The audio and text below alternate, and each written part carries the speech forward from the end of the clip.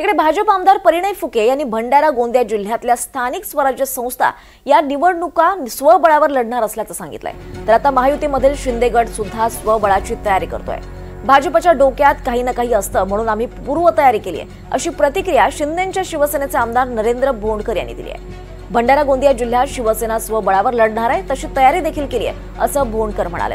मात्र येणाऱ्या मित्र पक्षांनी आपली पातळी सोडू नये, कारण समोर पदवीधर मतदारसंघाची निवडणूक आहे, तेव्हा तुम्हाला आमची गरज लागणार आहे, असा इशारा सुद्धा त्यांनी भाजपला दिला आहे। मित्र पक्षांनी, मग तो काँग्रेसचा असेल, आघाडीचा असेल किंवा युतीचा असेल, आपली लेवल सोडू नये, पातळी सोडू नये। निवडणुका आज आहेत, उद्या नाही आहेत। आज 1 महिन्यात 2 महिन्यात निवडणुका संपून जातील, परंतु नंतर तुम्हाला सुद्धा आमची शिक्षक पदवीधर मतदारसंघामध्ये गरज पडणार आहे, स्वराज्य संस्थेमध्ये गरज पडणार आहे। ह्या सगळे प्रश्न आम्ही तुम्हाला विचारू ना, तुम्ही काय काय आरोप केलेत, म्हणून ही गरज पडल्या नाही पाहिजे, म्हणून हे बालिशपणा थांबावं, एवढीच हात जोडून विनंती आहे।